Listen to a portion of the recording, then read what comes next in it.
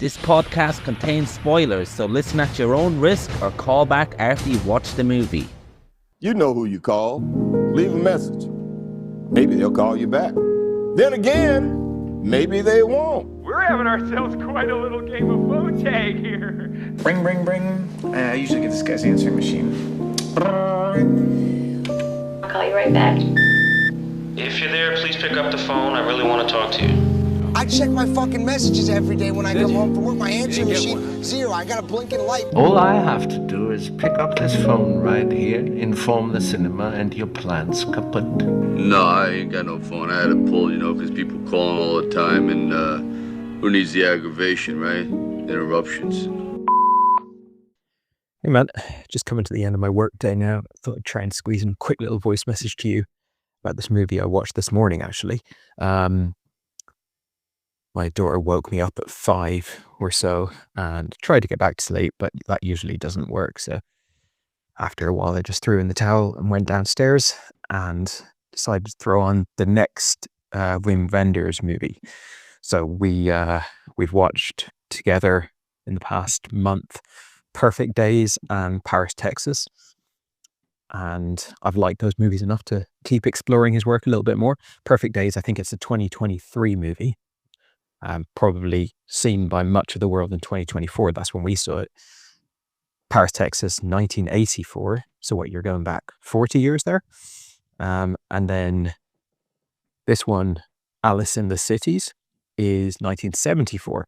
So another 10-year jump back. So I'm really jumping all over the place in his career.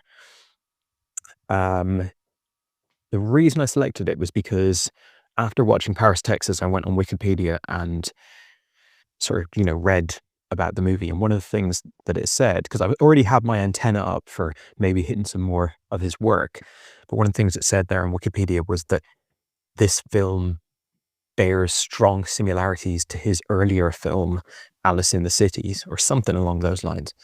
And that intrigued me. And then it mentioned that Alice in the Cities was not only highly rated, but it was the first in his road movie series, or road movie trilogy. And Paris, Texas is not considered a part of that. So it's 3 movies he made before Paris, Texas that are his road movie trilogy. Now, who knows how much that's deliberate and how much that's just like, film journalists need something to say. But anyway, kind of intrigued me. I like a road movie. I've liked his work so far. I like Paris, Texas. Kind of want to see what was the early sort of proto version of that, if that's a fair way of framing it. And it's interesting that 3 movies, I've seen 4 films total by him, I think. I don't think I've seen any other ones, but the 3 that I've seen in the past month, all 3 of them have had this experience with where it's kind of won me over, as opposed to just like instantly, oh man, this is brilliant.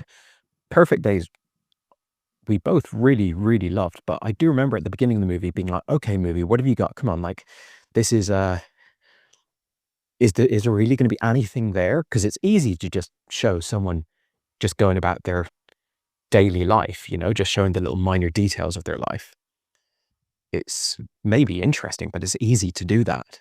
And these films that are kind of like slow cinema or very minimalist, uneventful dramas, like one of my favorite films of recent years, The Girl Who Ran, or The Woman Who Ran, Korean movie.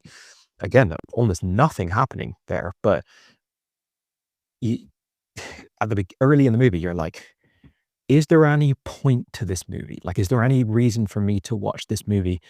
Or is this a movie that's just going to have nothing to it, but it's almost like Emperor's New Clothes thing of like, the audience has to bring why it's a brilliant piece of work. And all 3 times I've had that concern dispelled, I suppose, over the course of the film, or usually fairly early in the film. I'm like, okay, all right, this is making interesting filmmaking choices that create a mood, create a like increasing level of engagement. But they're so similar. And the other one that I've seen that I watched a few years ago, Wings of Desire, also has many similarities. So now 4 movies deep into his career, it's amazing how many, and again, the ones that I've watched in the past month, those 3 are made across a 50-year span, I believe. 74 to now, is that 50 years? Yeah, I think so. So 50-year span, and he's kind of going back to the same stuff over and over again. Not to say that the films are the same, I don't mean that, but there's a lot of things that very much seem to concern him, and they're not necessarily things that I would assume would be fertile ground for like building an entire career around. Like, for example, every film I've seen by him is about people navigating landscapes, usually urban landscapes, but in any case, landscapes. That's not something that I would think, oh, I want to watch those movies. I want to watch that director stuff. If he's making movies about people moving around landscapes, that's it. That's going to be great. You know, that doesn't seem like it has 50 years worth of bandwidth in it. Now, he's very prolific, and I haven't seen 90% of his movies, so maybe I just happen to have seen the ones that can be described that way. They're also, all of the ones I've seen are about very unique characters who kind of stand at odds with the rest of the world. Not necessarily antagonistically, but, you know, just in terms of their overt difference to the norms and the status quo. They're like, they are their own person. Probably not the best way of putting it, but that is, I suppose, more understandable that would be a recurring thing, because maybe it's the way he sees himself, maybe it's the type of character or protagonist that he's enamored by. It kind of makes more sense that would be a recurring theme. The 2, well, I would say all 3 of the films that I've seen by him in the past month feature, however prominently, feature this outsider character who's like kind of an island. Like, they're kind of a person that's almost too weird for any amount of codependency, so they're just sort of out on their own, and struggle with relationships. In all 3 movies, they end up saddled with a much younger person, a child, I would say. In the case of Perfect Days, it's not, I know child might be going too far. The girl's probably like 16, 17, but, you know, a young person ranging from age sort of 6 to 16. That, to see that 3 times in a row in 3 movies kind of feels like it's more than just coincidence. Maybe it's just a useful way of illuminating these characters more if they're like burdened with sudden responsibility of a child. Wings of Desire, the one that I saw a few years ago, I don't remember as well, but I do remember it having like a major plot of this kind of outsider person, main character, becoming very connected with a more innocent terrestrial, this is a weird way of describing it, but there's some like element of that that follows through, although not exactly in the way that it does in the other movies. They also have like massive fascination with industrial, like urban landscapes, just like buildings, wires, cables, construction, stuff like that.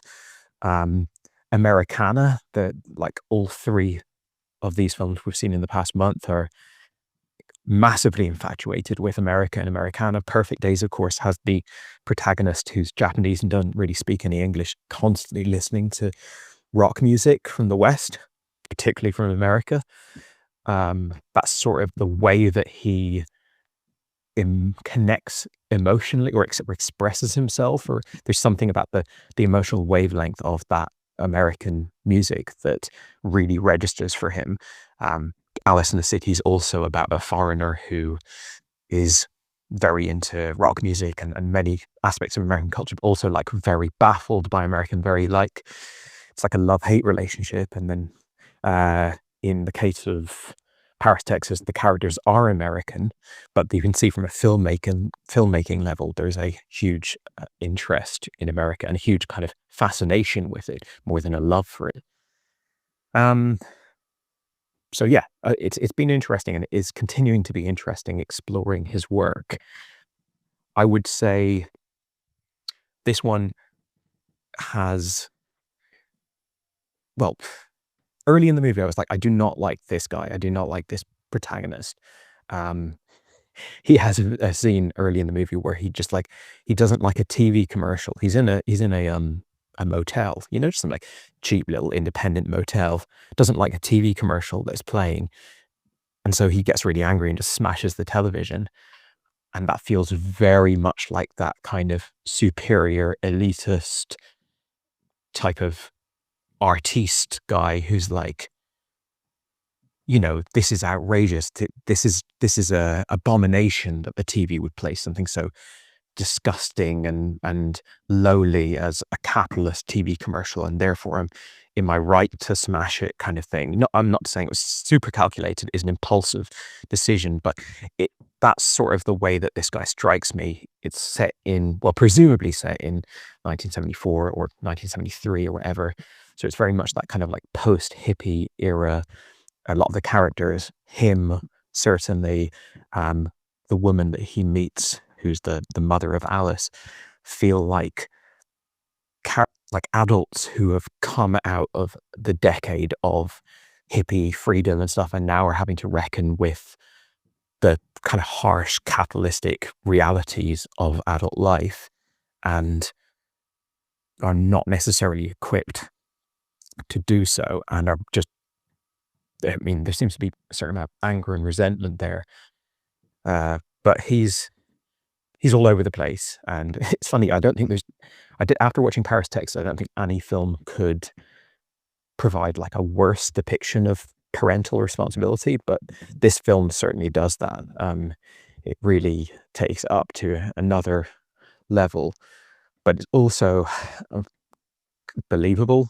That character, that woman could do that. Well, I suppose I can mention spoilers. Basically, the fact that she just leaves a note. Oh, bring my daughter today to Amsterdam. I'll come along tomorrow, and then that doesn't show up the next day, and it's the type of thing that now seems like completely alien, but in the 70s, kind of alternative types, hippies, stuff like that, I can totally see that going down. And at the same time, it is also obviously a conceit to make the movie happen. But we've seen a lot of these films over the years, odd couple type movies. This film reminds me of Paper Moon because it is like almost directly like adult man who last thing he wants is to be saddled with little girl on a road trip. So they're very similar and probably made around the same time, I would have thought. But even beyond that, I feel like there's a lot of movies that are kind of like, Big Daddy type movies where it's like this person, the last thing they need is a kid on their hands, but then they get a kid and then they come to, they sort of love the kid and there's a connection there. And over the course of the movie, I kind of softened up to this guy. Which is good because early in the movie, and this is a terrible behavior for any kind of cinephile, but I went on my phone to look up certain aspects of the film, and I looked up the main guy. I was like, who's this guy? What's the story? And turns out that this is the second film of many that he made with Wim Wenders. He was kind of like his De Niro to Scorsese for, I think, 20 years or so. So, yeah, I'm glad that I found some degree of comfort with this guy, because if I do want to watch more films from this era, then I'll probably end up seeing him again, although he's not necessarily playing the same character every time, but I think he's always named the same. I think his character's always named the same. So, yeah. All the films I've seen by Wim Wenders, I'm liking more the further I get away from them, which sounds like a backhanded compliment, but I think it's just like when you're watching them, there isn't that much going on. When you get away from it, you start thinking about the places you visited. You start thinking about the things you saw and the place. Like, it really feels like you're there. They're really immersive. It really feels like you're, hanging out in that park where that homeless man's doing feng shui in Perfect Days, or you're like walking across that like freeway where the guy's like ranting and raving in Paris, Texas. And in this one, it's like, we went to New York, we went to Amsterdam. We started out in like the middle of nowhere, America, and then drove into New York. And what does that feel like? And I've done that as well before, like being gone from like completely off the map America into New York, and sort of, there's so much of the experiences here that I'm like, yeah, like this is interesting for a film to just sort of show that, because films, they're so fast, they don't slow down and show you the little details that actually make up the experience of life on Earth. So yeah, massive credit to him there to be able to do that as a filmmaker so early, and obviously still be doing it 50 years later. What else? I think is interesting the way these films sort of start with very little and eventually find a plot. So Paris, Texas ends in a very like pointed, this is the sort of story way. It ultimately, with the kind of face-off between Harry Dean Stanton and Natasha Kinski, you can say it's ultimately becomes like a story-driven movie, but for most of its runtime, it's not about story. It's just about like tone and mood and just living and vibes and all that. Perfect Days definitely gets more dramatic towards the end. And this one, it eventually becomes something of a kind of detective movie, which I'm always down for. Like, of course, I love a Humphrey Bogart detective movie where it's like, a femme fatale and double cross and all that. But even if it's just like a light amount of detecting going on in a movie, I always dig it because I love that in real life. And I think this film, like having to find someone pre-internet that you know a certain amount about, but you don't know everything about, that's so much more relatable. Like in terms of any detecting I've done in my life, or you've done, or anyone's done, it's going to be much more close to this. It's going to be like, I knew it was down one of those streets, but I knew it was one of the streets off this thing, but I'm not sure one. But I do remember that I walked like to this shop and it didn't take me long. So it can't be that many streets. Like that kind of like piecing it together. There's no massive crime that's happened, but it is still important. So I like, again, it's just like anything that he's going to show you in his movies, he's going to show you slowly enough and with enough relatable details that you really buy it and you really feel immersed in it. And it's also a great sort of snapshot, and all of his films are a great snapshot of like a place at a time, because they really soak up the energy of a particular place, and they're all set at different times. Perfect Days, of course, is set in 2023, but if you watch Perfect Days in 30 years' time, I think you'll really get a good look at what Tokyo was like then. Like, he's someone who shows you a lot of the stuff that you don't get from most directors who are either, focusing on more heightened or specific things. He seems to show like the whole mess of a city and of a place, not in a negative or positive way, just like in a very verite way. As the movies go on, they become more polished. Certainly, the Paris, Texas has got the Ry Cooder score. It's got the really beautiful, colorful cinematography, and it's got a lot more of that kind of pomp. Alice in the Cities, although it is very nice that it's shot in black and white, that's kind of a positive, but I didn't like the music in it really. And yeah, it's just a bit rougher. It's a bit more, we're going back to that kind of like Easy Rider kind of era where it's just a little bit more ragged, but it's got a strong anchor. It's not too long. It's not, I can see a movie like this indulging a little more. And, anytime I see a movie where there's prominently features a child actor, I'll always appreciate when that actor is good, because that absolutely can't be taken for granted. It's so often the case that they just haven't found a kid who's, a good screen presence, and that's it, movie over, kind of. But yeah, she holds her own. I liked her mother as well. I thought she actually reminded me of Misha Barton to look at, but I thought she had a good kind of way about her. So yeah, and in fact, to be honest with you, I don't think I've seen a character or an actor in any of his films that I didn't like.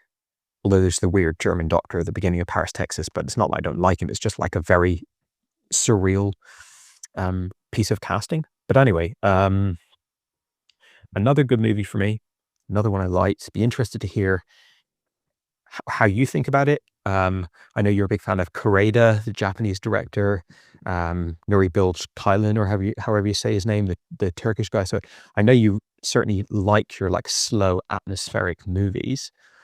And you've obviously really enjoyed Perfect Days. I haven't got your thoughts yet on Paris, Texas, so I'm not sure if you're still on board, but I think if you are still on board at this point, then that looks like a pretty strong like entire career, because we'll have seen his most recent movie and one of his first movies. I think maybe this is like his third or so. So yeah, I'm eager to check out more. I am doing that thing where you watch their most acclaimed movies first. So then, how deep down do you want to dig into the more divisive works until if you really like the director, there's a good chance that you're going to like films that are not necessarily super celebrated, but there's probably a limit. But maybe not. I really don't know that much about his films beyond the 4 or so that I've seen. So yeah, eager to check out more. I had a good time with it this morning. I'm not thinking of anything else that's worth mentioning right now, but yeah, I'll enjoy kind of living with the memory of this film over the coming days as well.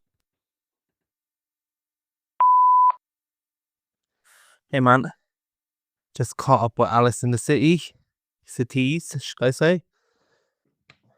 I think it's probably been about 4 days now since you watched it. At the time you sent your voice note, you made reference to the point that you don't know my thoughts on Paris, Texas. At this point you do, and the disastrous framework I put myself in to watch that movie to give myself the least possible enjoyment.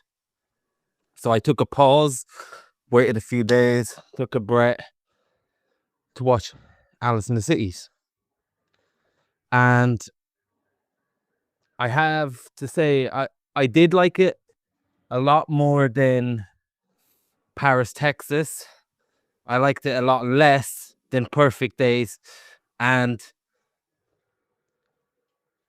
I'm starting to get a feeling with this guy, or at least based on this movie, that so far the entertainment to admiration slider is skewed. I can't say I've been entertained by Paris, Texas or Alice in the Cities, and I'm talking as someone who is entertained by the likes of Once Upon a Time in Anatolia and Perfect Days. So it's not just a sense of the genre, but we've kind of got an added thing going on here where we send voice notes to each other, and I feel like that adds another layer to movies like this when I'm watching them sometimes. For instance, I'm watching Alice in the Cities myself Friday night. I'm thinking, it's okay. It's an okay movie. But then I'm watching it with something in mind that I'm going to talk to Michael about it. I'm going to, and potentially there's been many things of interest in terms of a filmmaking point of view, a scene point of view, things that happen in a movie that I'm thinking, ooh, I want to pick his brains about that. Oh, I want to talk to him about that. And I realized that's not always the way I watch a movie if the movie's going to die with me, if you know what I mean. I'm not going to get to have a conversation, I guess is the best way of putting it. But if I know I'm going to get to have a conversation, there's another side of my brain switched on. And that's what is there to admire about this movie? What did I like about this movie? And that's not necessarily conducive with if I'm putting this on eating my popcorn. So I just want to get that out there. However, that probably sounded too negative. It's not meant to be, but I always think it's important to frame my enjoyment versus my admiration or things I'm going to talk passionate about in a good way and not let that skew my overall entertainment as a popcorn fan when I watch it. I always have to get that out there. So I thought it was decent. I'm very happy to continue on the Wim Wenders train for sure. I think this movie might be the key to understanding him as a filmmaker. Now, that's a bold statement. It's probably complete bullshit because he's got such a strong and vast filmography. But I feel like I understand him a little bit better after this movie. And you made a lot of interesting points as well that my understanding, rightly or wrongly, will feed into that and add to some of the things you've said, hopefully. So I feel like I'll take up your point that you're talking about the similarities with the movies we've watched so far, Perfect Days, Paris, Texas, and this one. And also you mentioned Wings of Desire, which I haven't seen yet, but you brought it into the conversation. You're talking about the overlapping themes of characters on the fringe of society, trying to go on a journey, being outsiders, perhaps in a land where they are, and either they're away from home, whether it be in the same country, in the case of Harry Dean Stanton's character, or in the case of this character, he's going all over the shop. He's in New York, he's in Amsterdam, he's in Germany. I mean, that is his own country, but you get the impression that doesn't really have that many ties to his country at the same time when the conversation of his parents come into play. But there's a scene early on in this movie. In fact, in the very beginning of the movie, I think the opening shot we get of this main character, can't remember the actor's name now, is it Rudi Völler or is that a footballer? Let me have a look because it's on my laptop. Rudiger Vogler. We see him taking pictures on a Polaroid of the beach, and we also see our guy in Perfect Days with a Polaroid. And there's something that the character is a Philip Winter in this. There's something that he says that may be the key to understanding Wim Wenders and his films so far. He takes pictures and later on he says something, it's just not like how it is when I look at it. The picture never does it justice. He says something like that. And this is 1971. He's a filmmaker that has done 2 or 3 films before this. And one is a Hitchcock rip-off by all accounts. Now, I haven't seen it. It might be a good movie. And another is a remake of another movie. And basically, this movie is make or break for him, make or break, to see if he'll continue on with filmmaking. And he says, fuck it, I'm going to make a movie that only I know how to make a movie of. I'm going to do something that's just totally me.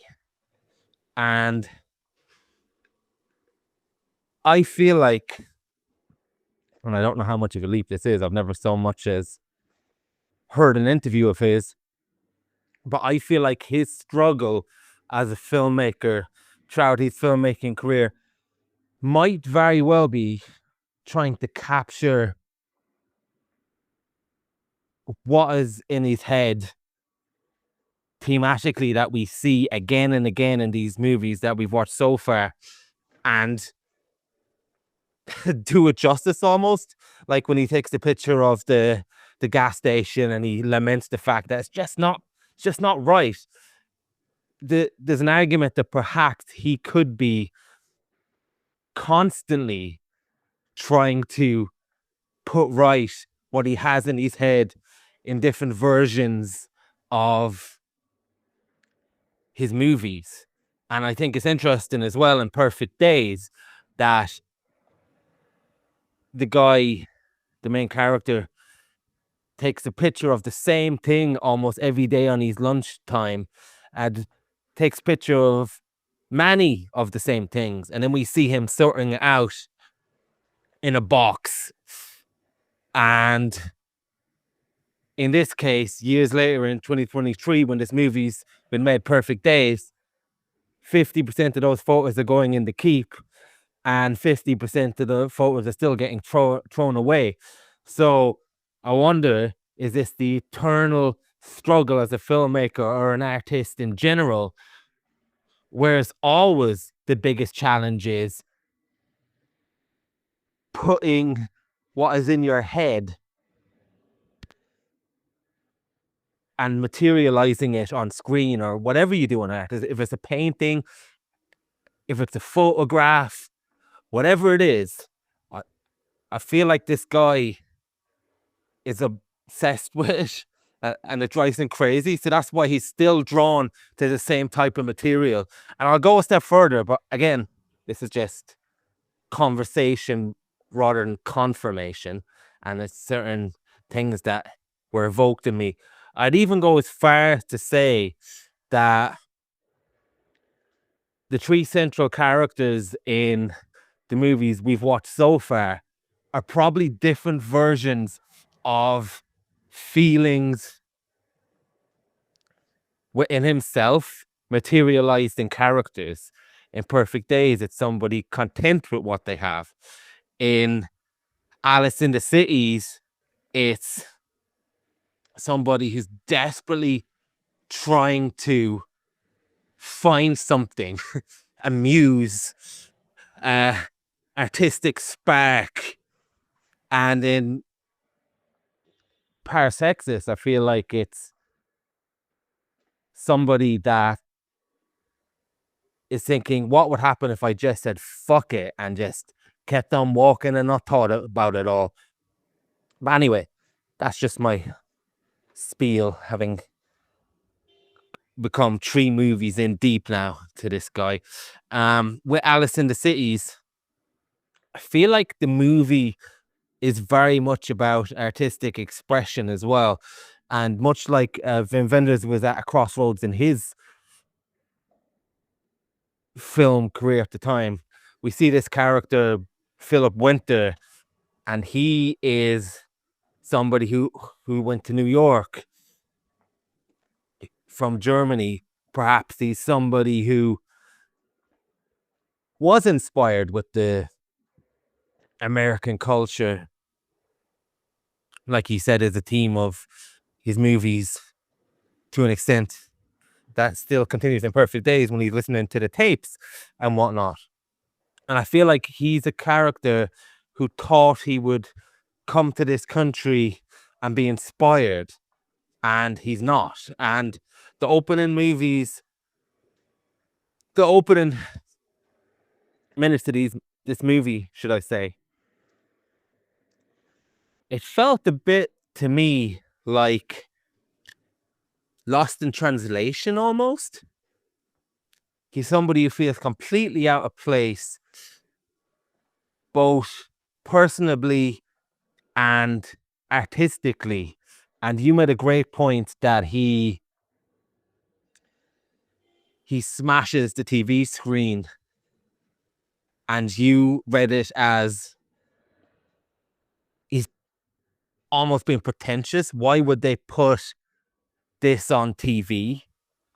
And I actually hadn't analyzed what I thought about it, but until you started talking about it. And now I feel like it's as much a frustration as with himself as it is with what is on the TV itself.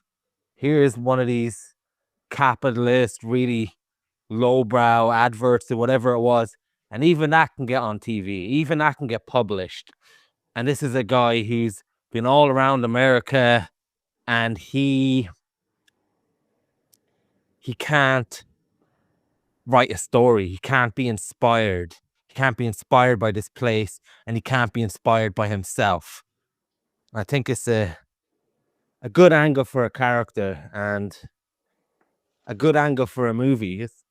For me, it's as much as a movie about writer's block as it is a road trip movie. And you say you like good detective stories, no matter how big or small. I like good detective stories, no matter how big or small. And I also like road trip movies, no matter how big or small. Like you've got me. You've got me to an extent. I know Paris, Texas didn't get me, but I'm considering I felt a lot more positively about this one. It just must have been in the mood I've been in.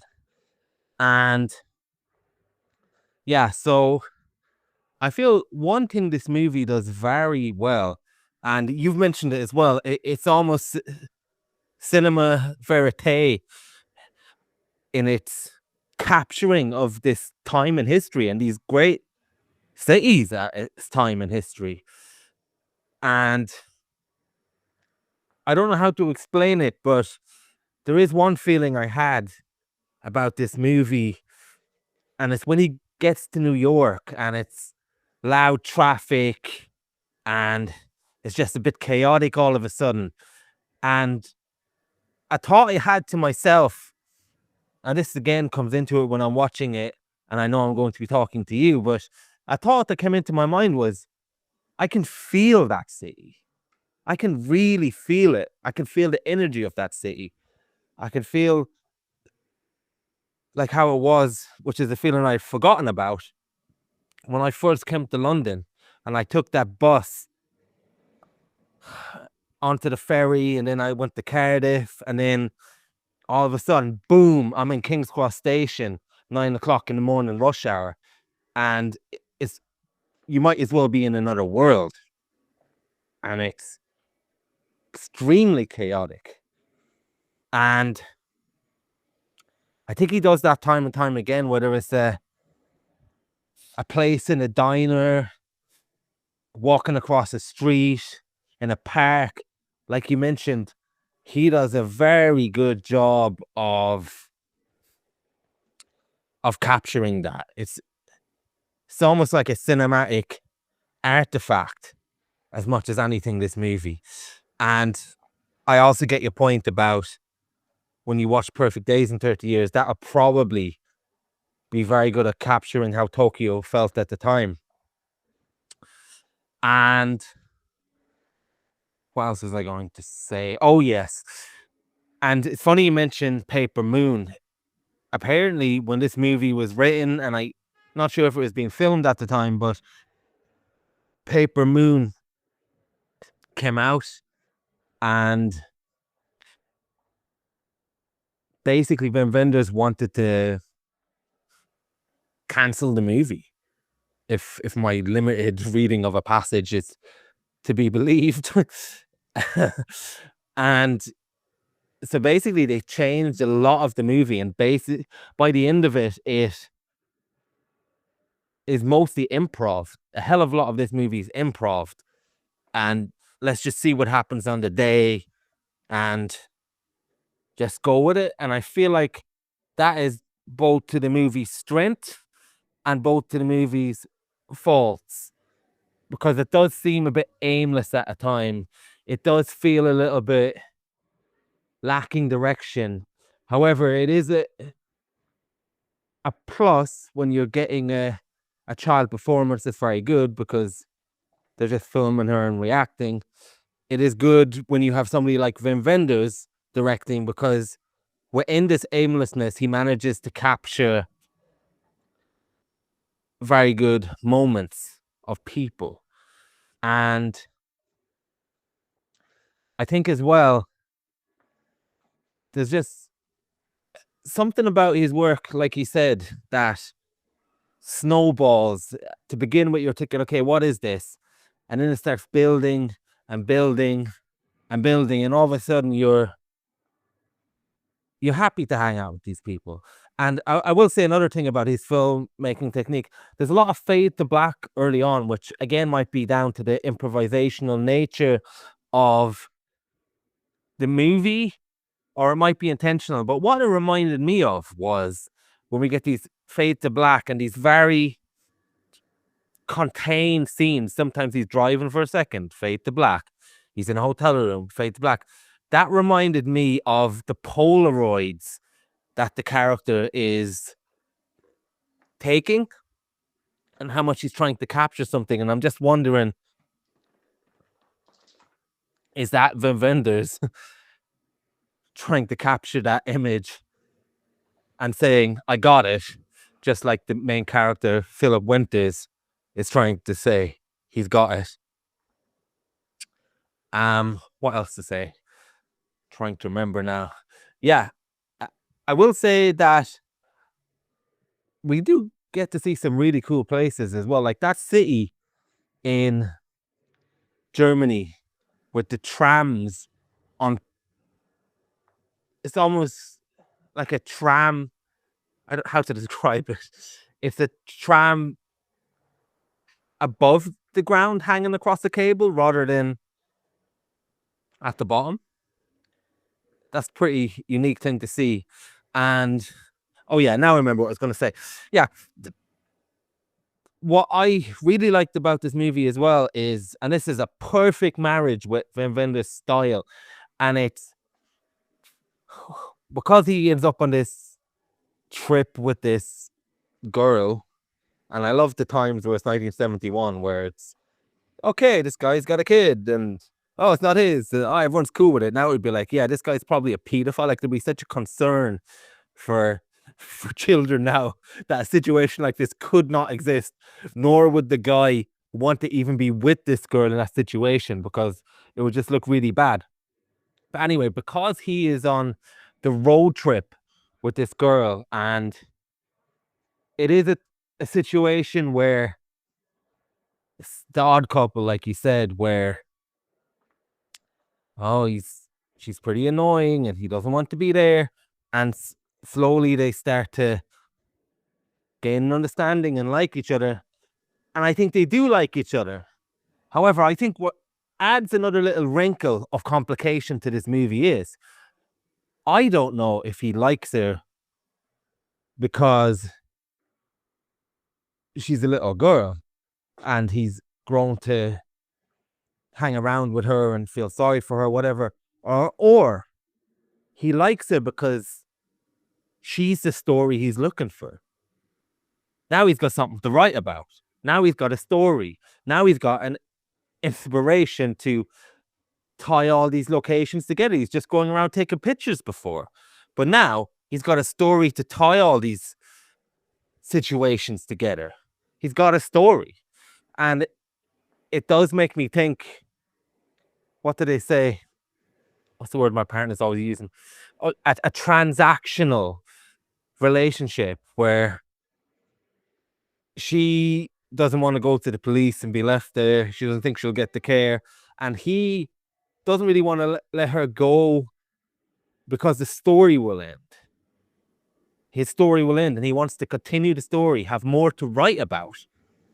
And I feel like that is a great little sub-theme or subplot to the movie potentially.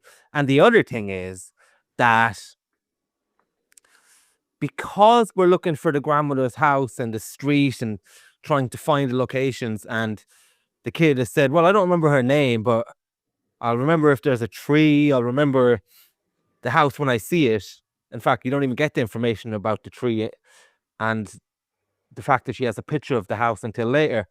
So when we have these shots of driving in the classical road trip scenario,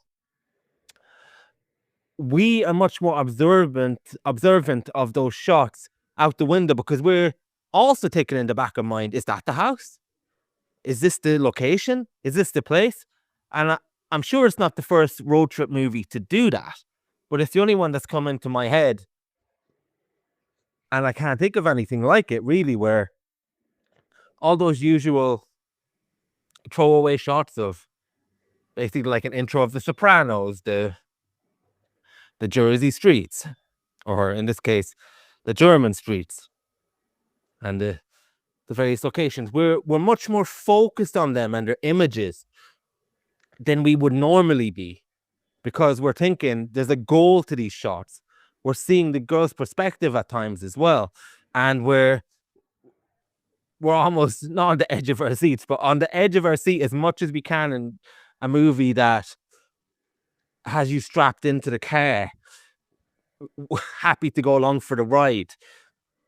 And yeah, it just adds a few layers to those driving scenes, and even so much so to the fact where when he does a few great shots in this movie, actually. There's one shot where we finally drive past the house that we have seen in the picture, and before the girl sees it, I'm thinking, there's the house. I'm getting excited. And then she's like, there's the house. And it's done in a way where what would happen in a car journey if someone's on the lookout, and someone could easily miss that, but someone's able to spot it, and it captures that very well. It doesn't draw attention to the house. It's just like a blink and you miss it moment. And that's done very well. And I also admire, even though it doesn't quite work out very well in terms of the texture of the black and white, I really like the shot when they're in the train at the end, and it zooms out, and then you're thinking, oh, is he up high? And then it keeps on zooming out, and then you realize, oh, fuck, he managed to orchestrate that shot from a helicopter, I presume. So he manages to zoom in on the train shot of the window of them out the train, then zoom out, and then we get to see this great landscape as the train goes on to its destination, and these characters continue the story without us. Thought that was a very good shot. And I also like the chanceurmerie of some of the filmmaking as well, where there was a Chuck Berry concert in Frankfurt, I think it is, and then they go there and they film it. Now, apparently, and this is another thing where the footage gets a bit choppy, Chuck Berry and these people didn't allow them to release the footage without a fee, which they didn't have for this movie. And he managed to negotiate footage from a different documentary and splice it together. And it's the type of thing you get away with in black and white, and it's the type of thing you get away with in 1971. It is a bit jarring, but you gotta admire the earnestness of this guy. So, yeah, now that I finished my spiel, great movie to talk about. I'd be interested to hear your thoughts to my thoughts. And yeah, his movies are the type of movies that the most you'll enjoy them is when you finish watching them. It's like, it doesn't, there's movies like, I don't know, a Liam Neeson movie, Saints and Sinners, that I watched the other day. And the most I'm going to enjoy that movie is right up until the end credits. And then I'm going to enjoy it less and less and less and less and forget about it. With Wim Wenders movies, even the ones I haven't liked, when the end credits roll, that doesn't mean I'm going to enjoy them less, like you said. It means I'm going to be thinking about them a bit more, and I get a post-film enjoyment buff. So yeah, let's see what else you got. Hey man, it's a Saturday morning here.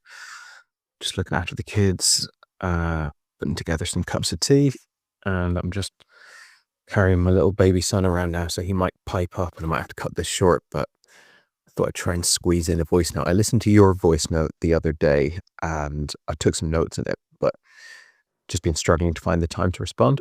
So yeah, things that you said aren't super fresh in my head, but I did enjoy listening to it. And like I said, I've taken some notes, so I'll try and respond as best I can. Just on the first point you made about like how this film or his films in general kind of different in terms of how much you'd weigh up the artistry and how much you respect them and can kind of analyze them from a filmmaking point of view compared to the pure entertainment factor. Yeah, I agree. I mean, I think certainly you're not throwing this on when you're in the mood that you want to watch like Face Off or something, you know. It's not just a pure popcorn, easy entertainment experience. And I think we're far enough into his catalog now that I presume he doesn't have any movies like that. And if he does, I kind of wouldn't be overly confident that he could pull that off. It's definitely more of the sort of, you know, type of film you ponder, type of film you think about, and sort of maybe I don't want to use the word struggle, but there's a certain amount of work in connecting with the film, which you could argue is like a negative. It's like, well, you know, any difficulty in connecting with film is sort of like a negative, because you could say the best films are just completely seamless. You watch them and you have a good time, whether it's because it's high art or because it's complete trash. Like some people would maybe argue that is the standard that a film should be aiming for, or like if you have to work to appreciate it, then it's sort of going outside of your own personal abilities as a film fan or whatever. For me, I think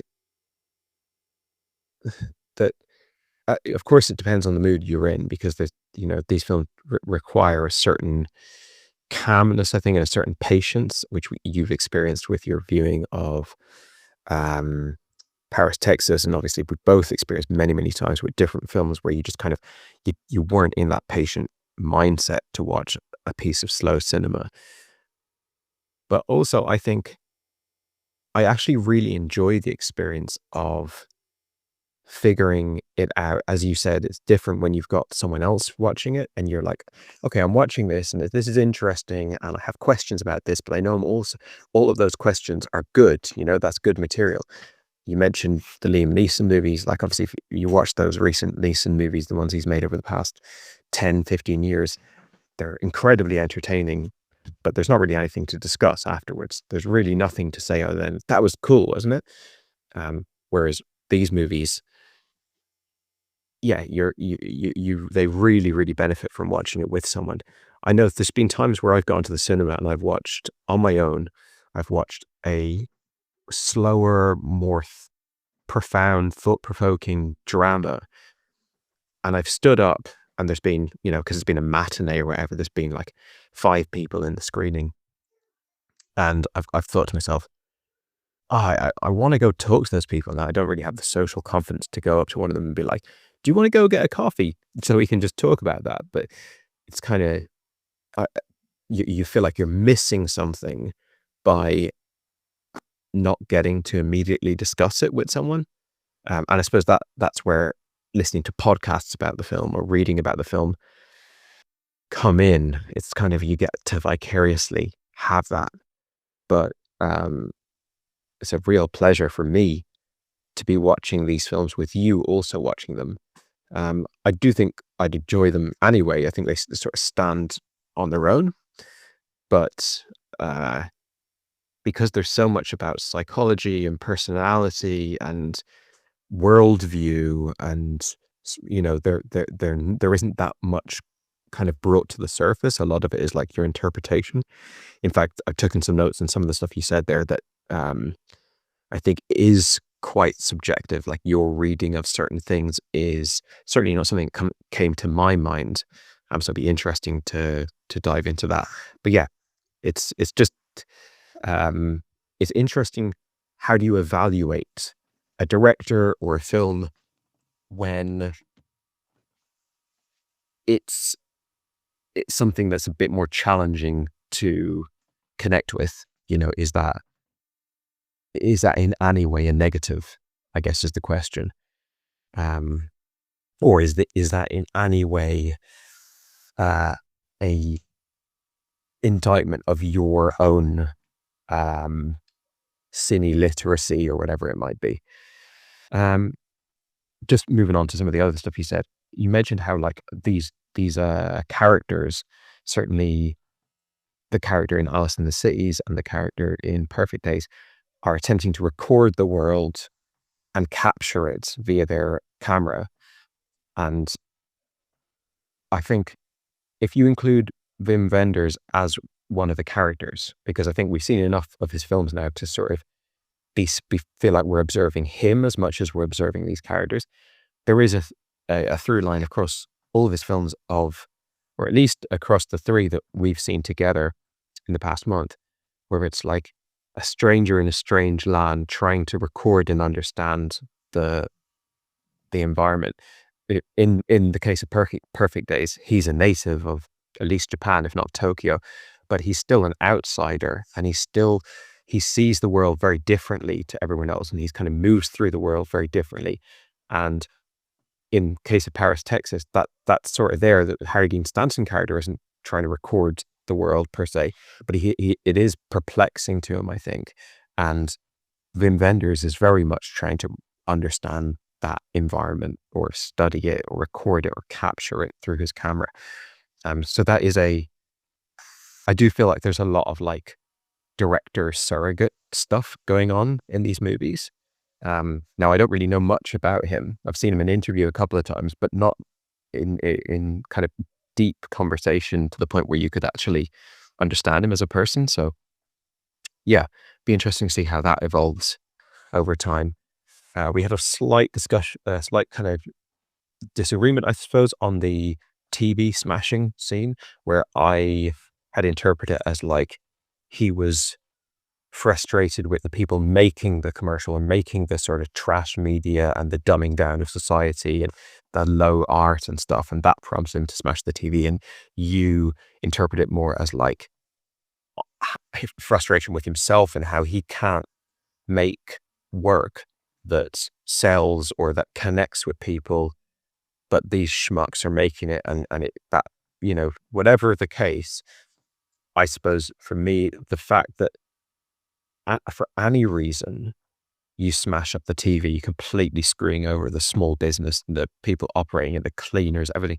It just, I've seen that a lot in people like this, where they have complete lack of accountability, and their impulses are so righteous to themselves that the fallout that other people have to deal with and clean up and pay for, etc., is not really worthy, is so lower in importance, it's not really worthy of consideration. So that, now the character sort of won me over the course of the film, because we all have our difficulties. We're nobody's perfect, and he does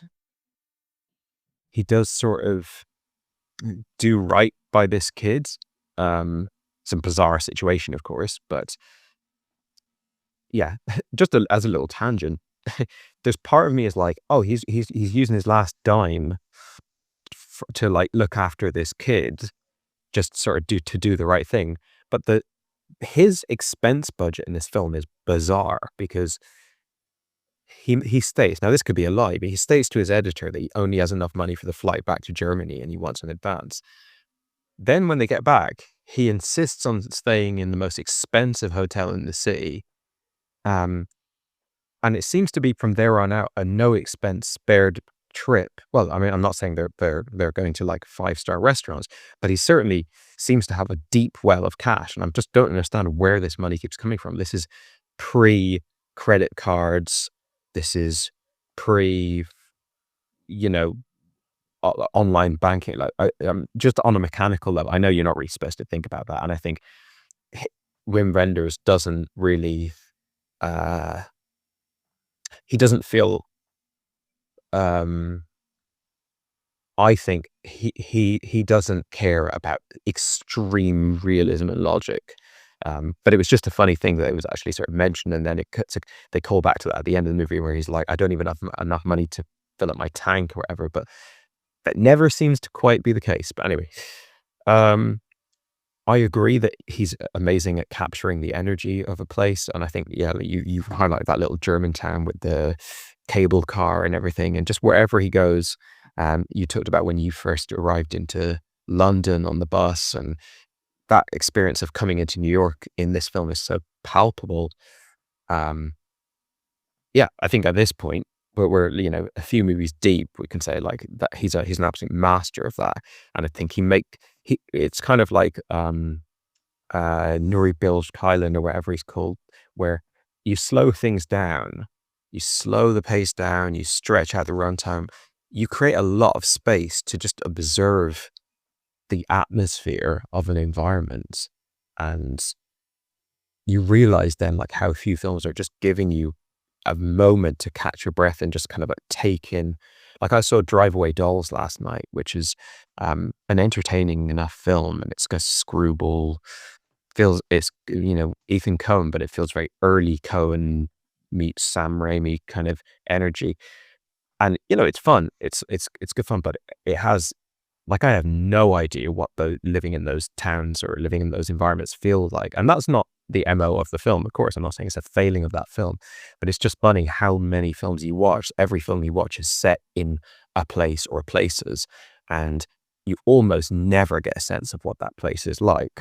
Watched another film this morning called The Fallout, which again, you don't have any sense of what LA is like. And again, that's not the agenda of that film, but when you see it, it's really quite noteworthy. I've got my daughter watching Dumbo and it's just coming into an end, so I'm gonna have to give her breakfast now. I'll get back to this voice note in a little bit. A few more things to say. Okay, I've got to watch him Puff and Rock now. Get a few more minutes in. Yeah, you mentioned that the release of Paper Moon actually altered this film. That it sounded like, from what you were saying, that Wim Wenders was anxious about the comparison and kind of stripped back a lot of the plot and made this more of an improvisational, kind of breezy, less narrative-focused movie. That's interesting. That's fascinating. I mean, it'd be interesting to see, what would have the original version of this film been like what was taken out of it, and B,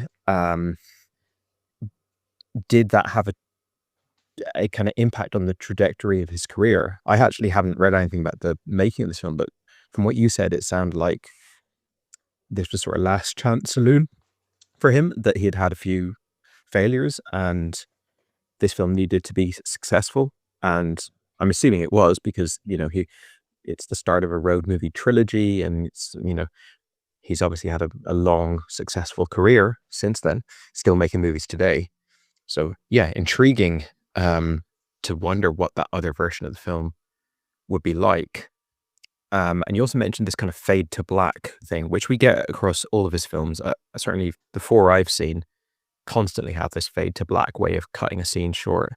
And of course, yes, like you said, from a filmmaking perspective, like if you're sort of improvising things, you capture a moment, you don't really have a specific way to tie up that scene in terms of like a classic screenwriting method.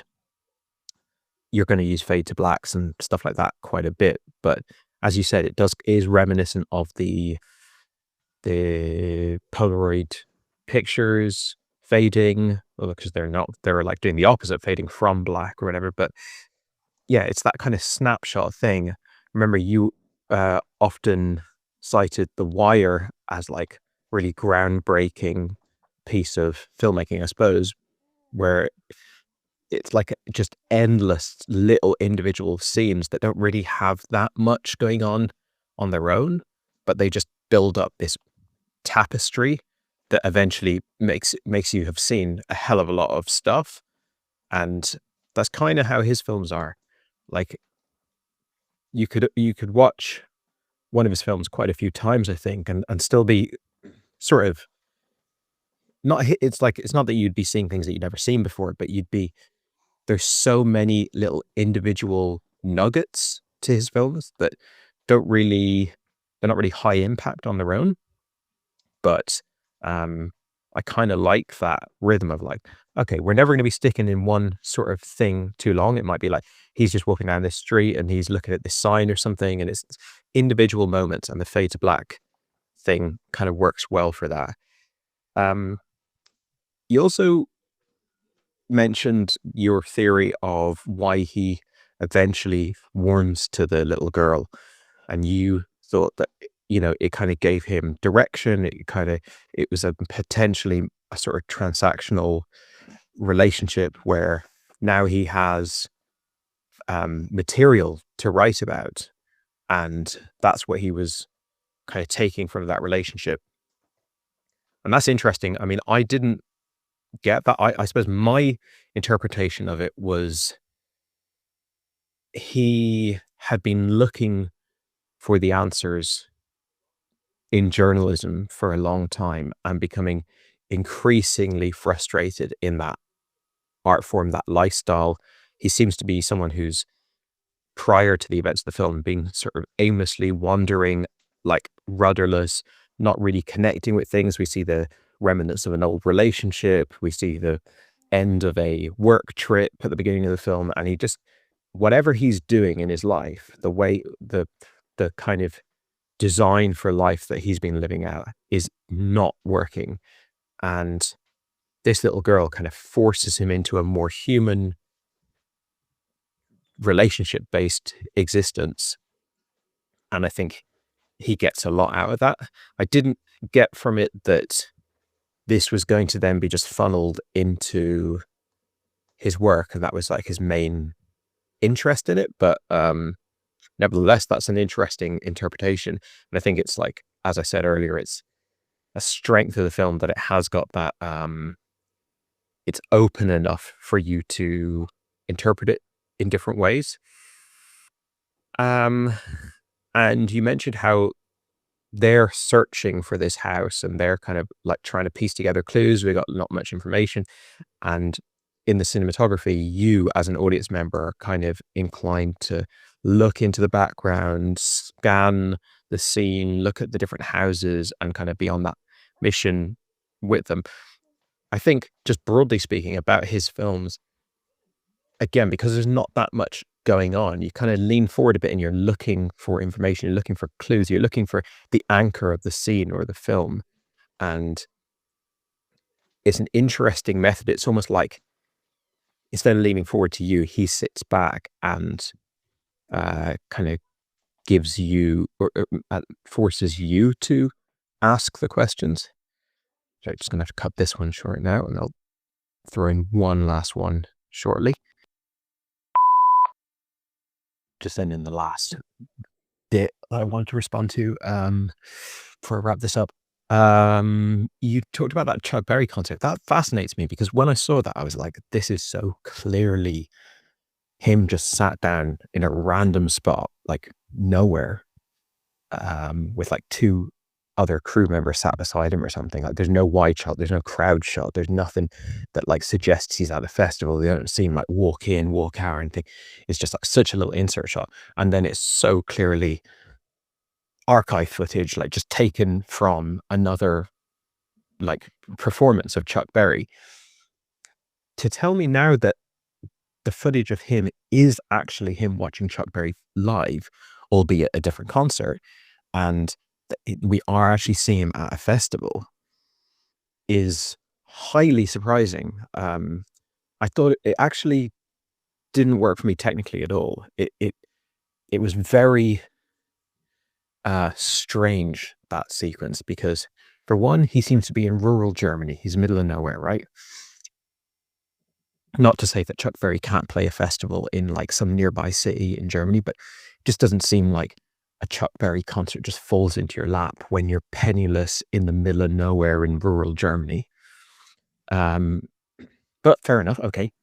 Secondly, his films are so like Wim Wenders' films are so like immersive in terms of like setting the scene where you are, like the location, to just have this like weird choice of like, I guess he wanted to include Chuck Berry. Doesn't it just, I don't know, that shot that just makes him, that really feels artificial and doesn't feel like he's actually connecting with Chuck Berry, combined with this extreme close-up of Chuck Berry that's all we see. Like they could have even used more concert footage, or like of wide shots and stuff like that. The whole thing just didn't work for me on a technical level, and it didn't add to the film. In fact, it, like, if anything, it took away from the film because it's just sort of like a distraction. I mean, he leaves the girl at the police station. I know we're supposed to get take from this. He's off. He's doing other things now. He's got other focuses. He's enjoying his life. He's whatever. But I feel like that could have been accomplished in a bit less of a disorientating way. But anyway, that was a very minor quibble, if you want to even call it a quibble. It's just funny hearing your extra information about it and trying to reconcile that with how it struck me in the film. But yeah, anyway, I've enjoyed talking about this film. I've still yet to see another Wim Wenders. It's now probably about 5 days since I saw Alice in the Cities. So yeah, I think I'm eyeing up the one before this and the one after this as potential next candidates, which are, I think, called The Wrong Movie and The Goalkeeper's Anxiety of the Penalty Kick, or something like that. Let me know if you've got a particular pull of any. I mean, the other option would be to go recent, go for, a film he's made in the last decade or something, because I think Perfect Days has been the one that's struck us the most. But I do think Perfect Days is probably a cut above his usual output at any point in his career, with maybe a couple of highlight exceptions. But I've seen his most famous films now, so I'm kind of easy about where I go next. I actually just noticed in my research that Wings of Desire has a sequel. I knew it had a remake with Nicolas Cage and Meg Ryan, which I've never seen and don't have particular interest in, but funnily enough, it has a sequel by Wim Wenders that came out a few years later. So that's intriguing. But yeah, kind of now that I've gone back to the Alice in the Cities area of his career, I'm kind of interested in sticking to that a bit. Hey man, what was I going to say? Yeah, it is quite funny the way we're told early on that basically he's down to his last pound, in the sense that he really needs an advance for this story he's writing or whatever he is, and money never seems to be an issue after that point. And it does make you wonder, is that just something he said in order to try and guilt the person into the money? Or is it, like you said, where Wim Wenders isn't concerned with realism in that sense? And I know even the little girl brings it up at one stage, and she says, "Oh, I thought you didn't have any money."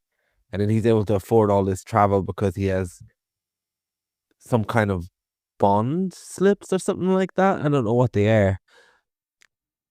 That they don't check. So it makes you wonder, is he just lying about that, or does he have money?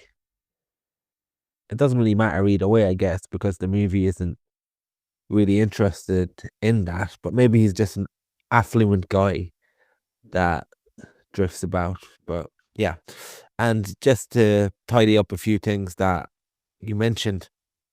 So with regards to the Chuck Berry, I'm not sure if that random scene where the main character is just sitting by himself and they try and splice it with the Chuck Berry footage from a completely different concert. I don't know if him sitting in that square is from the actual concert or not. And maybe it's not. I just know that they did shoot some Chuck Berry footage and it wasn't able to be used in the final thing. So they found some footage from 1969. And yeah, you're right. It does take you out of it. It doesn't make sense. It's very shoddy and it makes you, it's almost like the antithesis of all his work up till now. But anyway, minor quibble, no need to dwell on that. What else did you say? Yeah, so when it comes to the TV smashing, I had absolutely zero thoughts of why he smashed it until I was recording the voice note with you, because it's so early in the film. And when I'm settling into a film sometimes and I don't know what is going on, I can kind of like forget about those type of scenes. Almost it doesn't register on me because we're still settling into the film. So because I didn't have a grip on what he was doing, and there were so many short, random, disconnected scenes at that point, it didn't really register on me. So I'm not necessarily saying that's why he did it, my explanation. I'm just saying, having thought about it in the context of the overall movie, which is when these scenes start to work, is normally the scenes work at the end of the movie, not necessarily always during the movie, which is a interesting way of storytelling. So yeah, I'm just putting that in there. And the other thing I'm putting in there is where we're debating over his motivations for hanging out with the girl. I'm not saying that he doesn't feel empathy towards her, and I'm not saying that it's an entirely transactional relationship.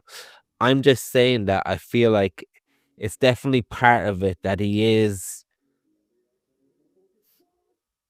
getting some material for his writing and getting some direction by having a purpose, a mission, so to speak. I'm not saying it's the sole reason. I'm just saying that it does add a nice layer to proceedings. And in terms of the movies, where to go next, I was going to come back with you because obviously you've seen Wings of Desire and I haven't, and I was going to hit you with, did you know they've made a sequel? So maybe we can watch Wings of Desire and the sequel. That'd be a great back and forth, and just to see a sequel of something like that, and it would give me an excuse to watch Wings of Desire and talk about it with you freshly. And the sequel of Wings of Desire, it didn't get great reviews, but it did win the Grand Prix award at Cannes, I think it was, or Grand Prix, as I used to call it back in the day. So maybe there's some merit to watching that. I don't know. The one about the goalkeeper really intrigues me, but there's another one that really intrigues me that would probably be up there. It's made in 1977. It's a Mr. Ripley story. Is it Patricia Highsmith? The Matt Damon character adaptation, the John Malkovich adaptation, the Andrew Scott TV show. I always liked the character, and Dennis Hopper plays him, and it'd be really interesting to see what Wim Wenders does, or if he does much at all in terms of a genre. It might just be something in the vein of Perfect Days or or Alice in the Cities. But because it's such a familiar property, I'd be very interested in seeing An American Friend, if that's what it's called. Just to see, it might be the closest we get to being able to see what someone like Wenders does when tasked with a property like that. And I wonder, does that make it the first Mr. Ripley adaptation for film? I wonder. Oh yeah, just one more random thing I forgot to say. Can we have a moment of appreciation for those clog heel shoes that the main character is wearing the whole time? That is a fashion choice, even for the 1970s. Like Cuban heels or something. Yeah, I'd be game for that. I think the general consensus that I've heard is that Minghella with Talented Mr. Ripley kind of nailed that and like made it that every single other adaptation is sort of like not the essential one to check out. But seeing as we've gone this far, I didn't realize it was Dennis Hopper. That seems like terrible miscasting, but also intriguing to see if Hopper has that range in him to play a character like Ripley. So yeah, why not? Let's do it. I'm game. Your mailbox is full. Please delete new or stored messages which you no longer need so that new messages may be received.